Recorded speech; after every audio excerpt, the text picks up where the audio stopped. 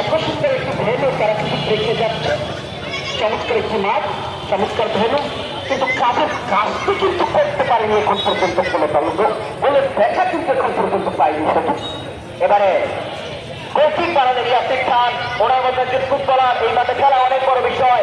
জাতীয় বাংলাদেশ জাতীয় ফুটবল দলে খেলেছেন, চট্টগ্রাম আবহাওয়ার মতো বড় গ্রামে খেলেছেন এই বরিশালের কৃতি সন্তান, এবং ঢাকা আবহাওয়াতে এই মৌসুমে তাকে দলে ফিরিয়েছেন।